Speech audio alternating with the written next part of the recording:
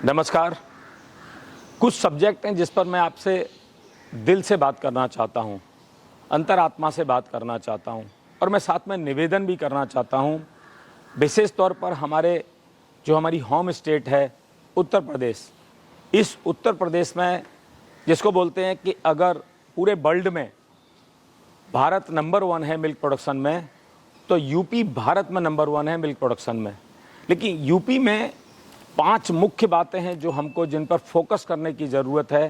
Point number 1 है कि UP में दूध का प्रोडक्शन अच्छा होता है क्योंकि हमारे पास यहाँ गाय और भैंसों की संख्या भी अच्छी है।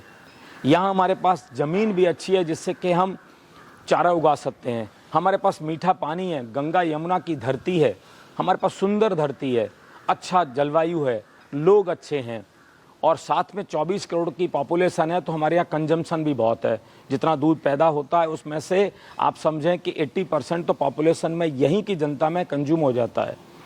तो अगर हम पहला नंबर पॉइंट पर काम कर सकें वो है ब्रीडिंग। तो ब्रीडिंग में क्या करना है कि जो हमारी गाय और भैंस से जो संतति आती है उसको हमको बचाना है।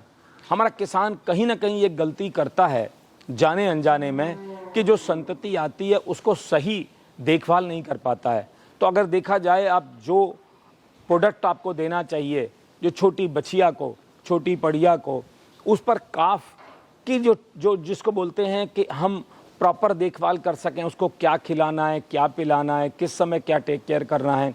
मैं देखता हूं कि हमारे भी फार्म में जो हमने चालू किया, तो जब बहुत ज़्यादा ठंड लगती थी तो बच्चों को तकलीफ़ होती थी। तो हमने बच्चों के लिए स्पेशल, आप अगर देख सकते हैं तो हम आपको दिखाएंगे इस वीडियो में, कि अलग रूम बनवाए। उस रूम में एक टेम्परेचर कंट्रोल भी करने के लिए लगाया, क्योंकि सर्दी में जब बहुत ज़्यादा टेम्परेचर डाउन होता है तो बच्चा टेम्परेचर सहन नहीं कर सकता। बहुत गर्मी जाती है तब भी जब गाय ब्याती है, क्योंकि गाय का जो ब्यात होता है वो 12 महीने चलता है, तो वो भी ज़्यादा गर्मी सहन नहीं कर सकता बच्चा। तो किसान को सबसे ज़्यादा ब्रीडिंग पर फोकस करने की ज़रूरत है। दूसरा है देखभाल। मैंने बताया कि देखभाल में उसका टाइम, टेम्परेचर, उसका ध्यान रखने की ज़रूरत है। तीसरा पॉइंट अगर मुझे लगता है कि जब आप एआई करते हैं तो एआई के अलावा बहुत सारे लोग आज भी नेचुरल सर्विस पर डिपेंडेंट हैं। तो नेचुरल सर्विस पर जिनके दिमाग में सिर्फ इमोशनल कनेक्ट है कि हमको वैसा नहीं करना है, एआई नहीं करना है, कृत्रिम गर्भाधान को वो गलत सोचते हैं, वो चंद लोग बचे हैं जिनके दिमाग में वो है। मैं उसकी बहस में नहीं जाता हूँ क्योंकि उनको समझाना बहुत टेढ़ा हो जाएगा। वो बहुत शास्त्रार्थ करने लगते हैं। हमको साइंटिफिक रीजन पर जाना है कि हमने भी यहाँ फार्म में ये गलती करके देखा था। क्योंकि ऐसा नहीं है कि बंदा गलती से सीखता नहीं है, सीखता है, लेकिन उसके पास नीयत अच्छी चाहिए कि उसको गलती से भी सीख लेना है। हमारे पास यहाँ करीबन 16 बुल थे अच्छी पेडिग्री के, लेकिन एक बुल को तकलीफ आई, उस बुल ने कम से कम 50 गायों को खराब किया। अब आप सोचो हमने कितना बड़ा दर्द झेला और हमने बहुत सारी चीज़ों के बाद ये समझ में आया कि नहीं, बुल से पेडिग्री इंप्रूव नहीं हो पाएगी। 16 बुल होने के बावजूद भी हमने बहुत सारे लोगों से निवेदन किया कि इन बुल को हम आपको फ्री देने को तैयार हैं। हमने बहुत किसान भाइयों को, हमने बहुत सारे फार्म वालों को, सबको निवेदन किया कि इनको फ्री में आप ले लें। तो आप सोचें कि जो समझदार है वो ये समझता है कि अच्छी नस्ल पर काम करने के लिए आज अच्छी जेनेटिक चाहिए। और अच्छी जेनेटिक, आप ऐसा नहीं है कि आपके पास जो बोले हैं वही बेस्ट जेनेटिक है। तो बेस्ट जेनेटिक की जो रिकॉर्ड जेनेटिक है वो आप देखेंगे तो बहुत सारी कंपनियों के पास है। एबीएस है, एबीसी सैलून है, इस तरीके से बहुत सारे लोगों के पास हैं। अब आप उनसे आप लेंगे तो स्ट्रॉ पे पूरा आपका लिख के आएगा कि इस जेनेटिक, इस बुल का ये सीमन आप डाल रहे हो।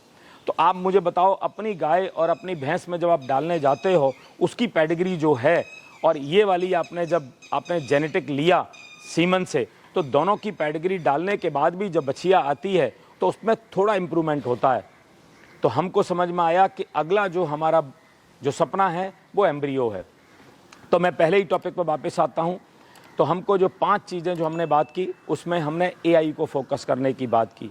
अगला हमारा समझ कहती है, जो हमने अपने कैटल फार्म से सीखा, वो है फीडिंग।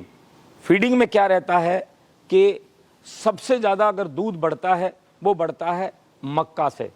अगर मक्का जब आती है तब दूध बढ़ता है, और मक्का चली जाती है क्यों मक्का का चारा तो 12 महीने रहता नहीं, तो दूध घट जाता है। सीजनल आप जितना भी चारा हरा खिलाते हो, जब जब अच्छी क्वालिटी का चारा आएगा दूध बढ़ेगा। फिर आप ड्राई फॉडर, आप सारे ड्राई फॉडर पर ले जाओगे, सिर्फ भूसा खिलाओगे, आप कैटल फीड खिलाओगे तो दूध घटेगा। क्योंकि मैंने जो समझा है अपनी समझ से, और अपने डॉक्टर्स सब यहाँ पर जितने लोगों ने इनपुट दिए हैं, और हमने फार्म से जो लर्निंग ली है और हम आप लोगों के साथ जो साझा कर रहे हैं, वो है साइलेज। अगर आपको बड़े स्केल पर काम करना है, मैं तो ये कह रहा हूँ कि छोटे फार्मर को भी इस पर जाना चाहिए। आज भारत सरकार इन सब चीज़ों पे स्कीम दे रही है, तो साइलेज के लिए बहुत बड़ा खर्चा नहीं है। फार्मर के पास जगह है तो मक्का लगाए, और मक्के को भुट्टे समेत उसको काट करके उसकी साइलेज बना दे, 12 महीने साइलेज दे, वो वाली आप गेम चेंजर हो जाएगा। आपका किसी हालत में 20 से 25% दूध की बढ़ोतरी होती है, और आपको गाय और भैंस के, आपको उसकी स्किन पर चमक दिखेगी, आपको चेहरे पर चमक दिखेगी कि उसने अच्छी हाई प्रोटीन की डाइट ले रही है वो आपकी गाय और भैंस, और दूध में भी आपको फ़र्क दिखने वाला है। और उससे अगला पॉइंट है कि हम एक गलती और करते हैं, जो वो ये गलती भी करके हमने सीखा है कि सिर्फ किसान क्या करता है कि समझता है कि मैंने दूध ले लिया और दूध से सारे पैसे पूरे हो जाएं। दूध से पूरे पैसे नहीं होंगे।